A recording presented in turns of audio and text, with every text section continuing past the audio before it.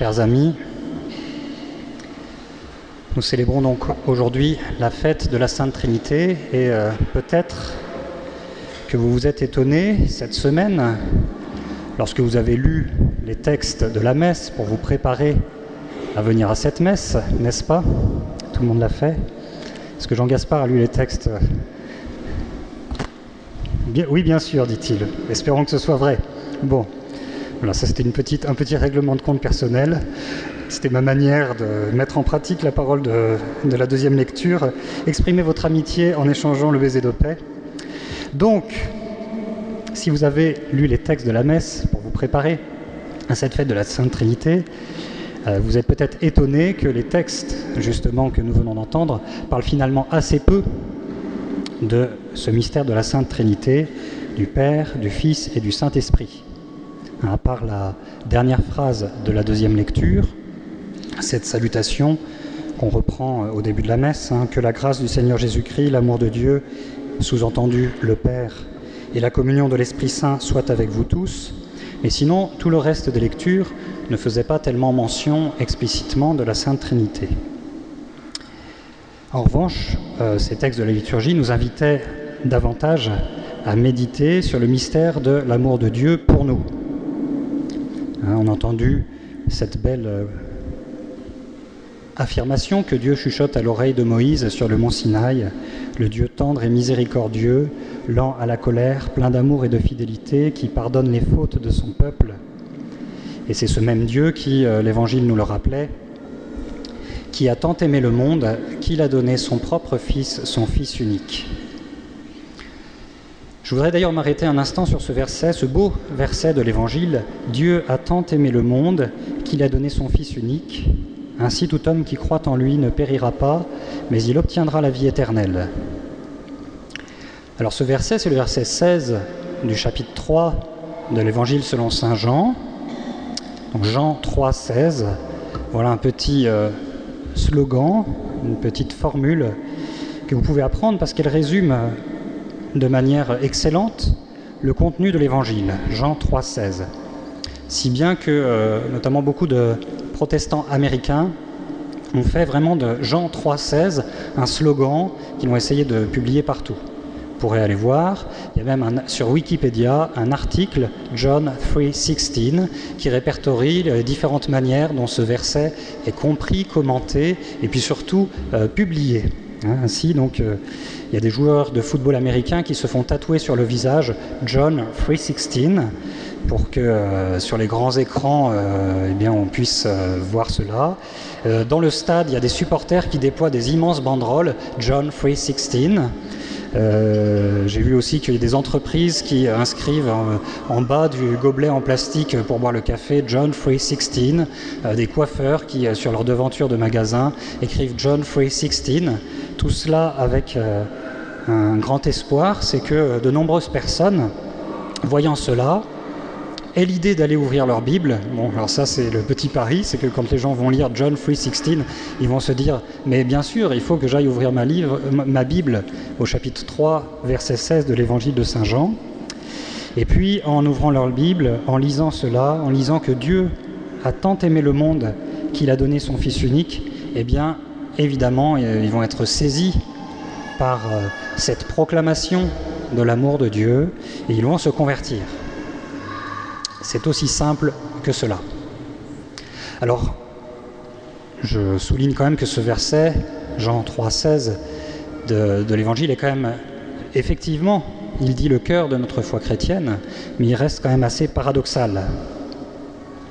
Parce que, si on y réfléchit bien, il n'est pas si évident de mettre dans la même phrase deux affirmations aussi détonnantes, aussi peu compatibles que Dieu est amour, Dieu a tant aimé le monde, et puis il a donné son Fils, il donne son Fils qui va mourir sur la croix. Dieu a tant aimé le monde qu'il a donné son Fils, et le contexte, notamment les versets qu'il y a juste avant dans ce passage de l'Évangile, c'est vraiment clairement expliqué, il a donné son Fils qui va être levé sur la croix, qui va donner sa vie.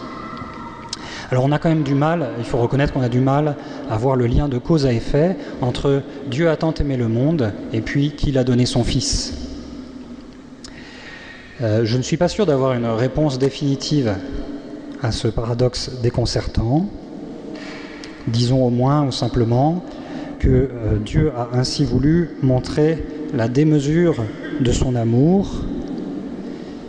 Il a tellement aimé son peuple, il nous aime tellement, il a tant aimé le monde qu'il était prêt à aller jusque-là, à faire le plus déraisonnable, le plus fou, le plus insensé, à savoir livrer ce qu'il avait de plus précieux, à savoir son propre Fils, pour qu'il marche au milieu de nous et qu'il nous fasse grâce et miséricorde.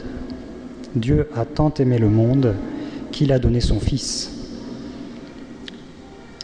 Alors, je reviens à la fête liturgique de ce jour, la solennité de la Sainte Trinité.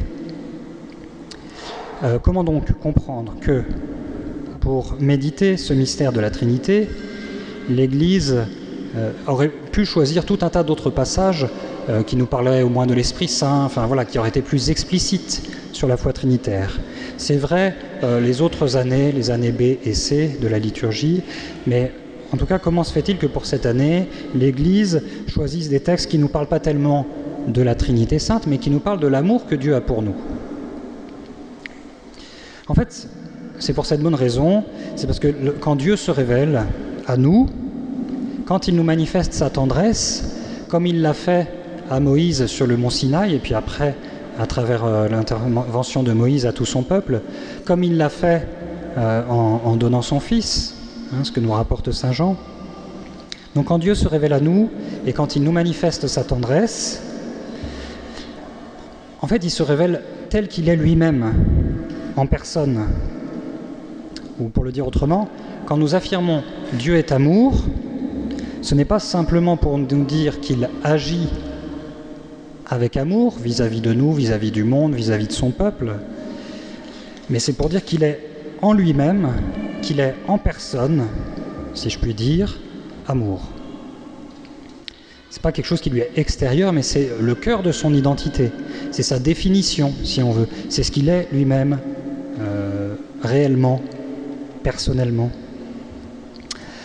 Or, l'amour n'est jamais solitaire.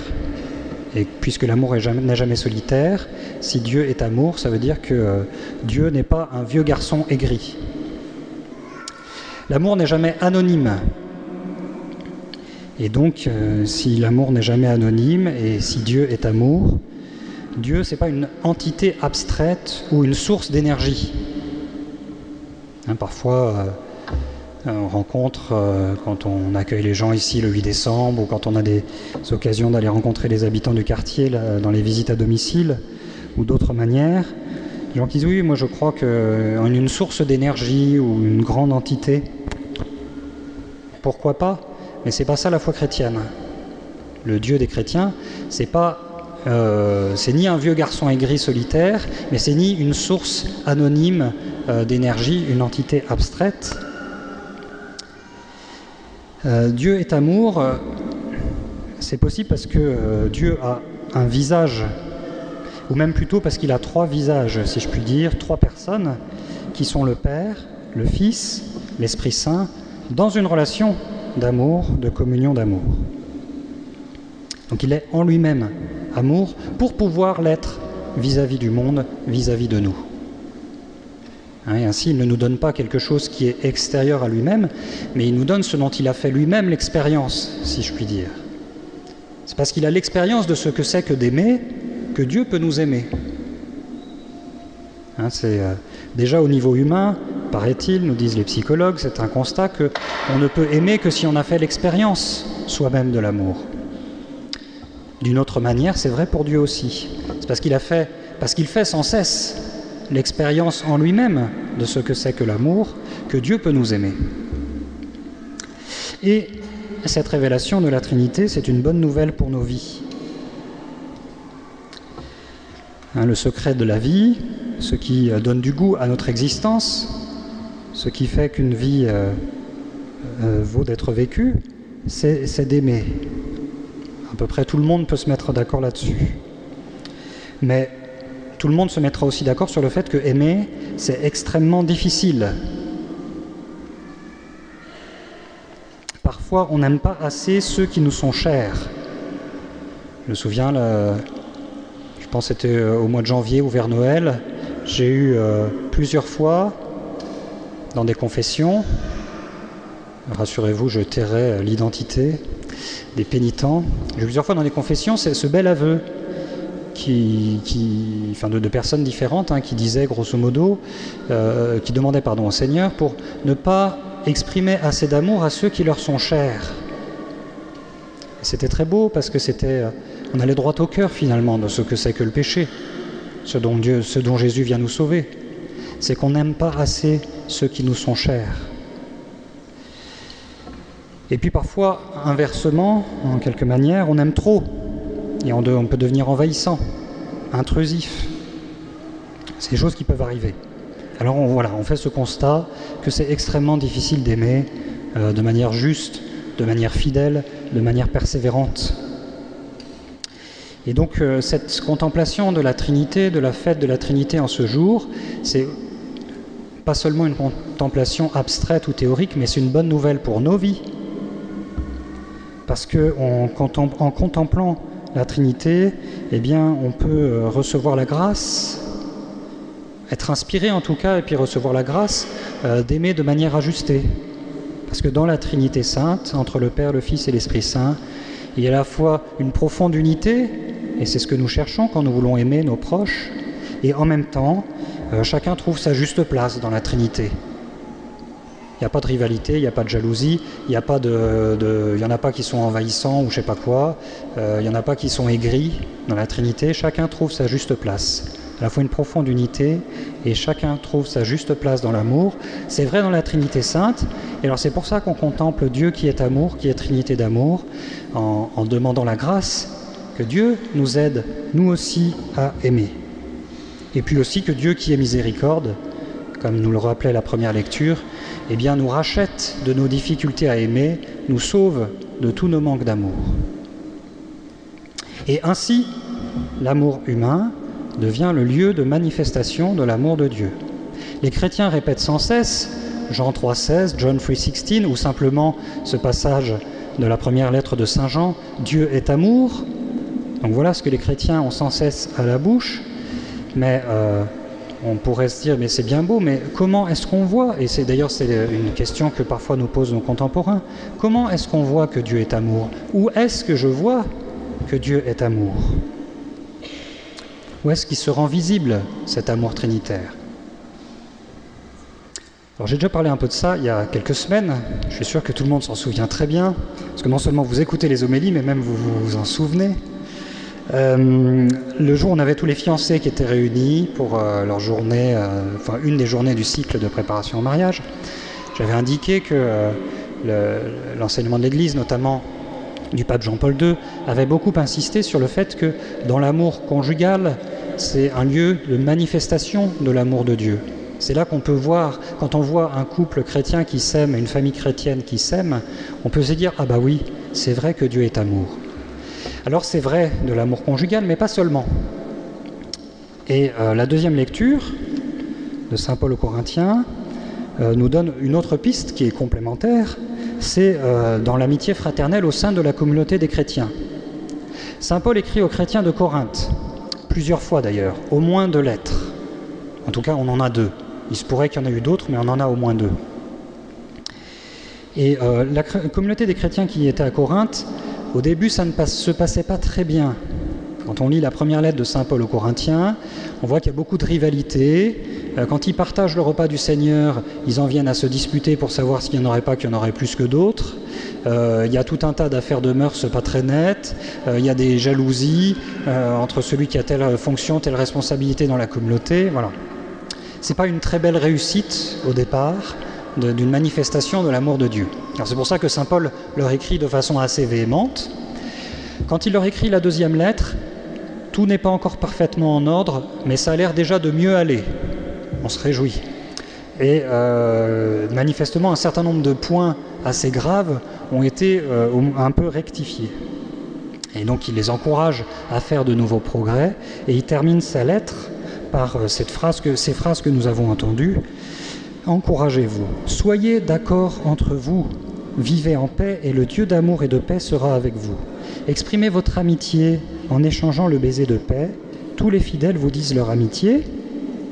Et puis il termine par cette salutation trinitaire, et c'est pas simplement une manière de conclure sa lettre, c'est pas sans transition, non, c'est parce que il compte sur les chrétiens de cette ville de Corinthe pour vivre une grande charité fraternelle, et ainsi que tous les gens de cette grande ville de Corinthe puissent, en voyant les chrétiens, dire « Ah mais oui, c'est vrai que Dieu est amour ». Si des gens comme ça, qui passaient leur temps à se disputer dans les rivalités, à s'entre-déchirer, à se dévorer les uns des autres, si ces gens-là, ils ont réussi finalement à vivre une si belle communion fraternelle, alors c'est que Dieu est amour. Voilà ce que saint Paul encourage. Et à la suite de saint Paul, les premiers pères de l'Église, donc les premiers évêques ou théologiens chrétiens, insisteront beaucoup là-dessus, c'est-à-dire que Dieu, Trinité d'amour, ça se voit dans la communion fraternelle des chrétiens. Alors ça fait longtemps que je n'ai pas fait de publicité pour le parcours alpha, donc c'est l'occasion toute trouvée. Le parcours alpha de la paroisse, pas que celui de la paroisse de toute façon. Qu'est-ce qui marche dans ce parcours alpha dont on vous parle de temps en temps? Il n'y a rien d'original dans le parcours alpha. D'un certain point, c'est d'une banalité tout à fait déconcertante. Des gens se retrouvent, ils partagent un repas, ils entendent un enseignement, et puis ensuite ils échangent en petits groupes de partage. C'est tout. Rien de très original. Pourquoi ça marche? Quel est l'intérêt de cette affaire-là? Les gens y viennent parce qu'ils ont des questions. Si Dieu est bon, pourquoi le mal? Est-ce que Dieu peut guider ma vie? Est-ce qu'il existe un Dieu? Ou je ne sais pas quoi. Enfin, quel est le sens de ma vie? À quoi bon le bonheur? Voilà. Les gens y viennent parce qu'ils ont des questions. Ils ont envie de connaître Dieu. Mais ce n'est pas les grands discours sur Dieu qui vont les convaincre. C'est qu'ils vont faire, à travers le repas partagé, à travers le groupe de partage dans lequel chacun peut s'exprimer sans se sentir jugé, en posant ses questions, en disant ce qu'il a sur le cœur, ils font une expérience concrète et réelle de l'amour de Dieu. Voilà, dans la charité fraternelle, ils font une expérience concrète et réelle de l'amour de Dieu. Et c'est pour ça qu'ils reviennent, et c'est pour ça qu'après le parcours alpha, ils ont le désir de continuer à faire cette expérience concrète, réelle, de l'amour de Dieu pour nous. Avec des gens qui ne se connaissaient pas, qui ne se sont pas choisis, mais qui se retrouvent là rassemblés par la grâce de Dieu. Alors, pour vivre cela, le Père Hugues vous parlera à l'occasion des fraternités paroissiales qu'il entend développer dans la paroisse pour vivre cette charité fraternelle entre nous. En attendant, simplement pour cette semaine, comme petit exercice pratique, donc j'ai souligné le fait déconcertant qu'on fête la Trinité, et puis en même temps les textes ne nous parlent pas tellement de la Trinité, mais ils nous parlent de l'amour de Dieu pour nous. J'ai essayé de voir de voir avec vous comment il y a un lien. Simplement pour terminer, je vous rappelle que ce même paradoxe, c'est ce qu'on fait dans le signe de croix. Le signe de la croix, le signe des chrétiens. Qu'est-ce qui se passe? On fait le signe de la croix, mais on ne dit pas au nom de Jésus qui est mort pour nous sur la croix parce qu'il nous aimait tellement. On pourrait. Ça aurait du sens, ça serait plus logique. Et on dit au nom du Père et du Fils et du Saint-Esprit, Amen. Donc, le paradoxe des textes de ce jour, on le vit chaque jour, chaque fois qu'on fait le signe de la croix. On affirme de notre parole la Trinité Sainte et on fait le signe de l'amour de Dieu qui nous a tant aimés, qu'il a livré son Fils pour nous. Alors je vous invite simplement au cours de la semaine à redécouvrir le signe de la croix, à le faire peut-être de manière moins machinale, en prenant un tout petit peu plus de temps quand vous le faites, pour méditer ce qu'il signifie. À commencer votre journée par le signe de la croix. Souvent en confession, j'entends je ne fais pas tellement ou je ne fais pas ma prière du matin. La prière du matin, ça peut être déjà et simplement le signe de la croix. Je me lève et je commence ma journée avec le Seigneur en faisant un beau signe de croix qui me rappelle à la fois le mystère de la Trinité Sainte et qui me rappelle combien Dieu m'a tant aimé qu'il a livré son Fils pour moi. Et ainsi, Ma journée commence sous la grâce de Dieu, et ainsi je me laisserai entraîner à aimer mes frères comme Dieu lui-même m'a aimé. Amen.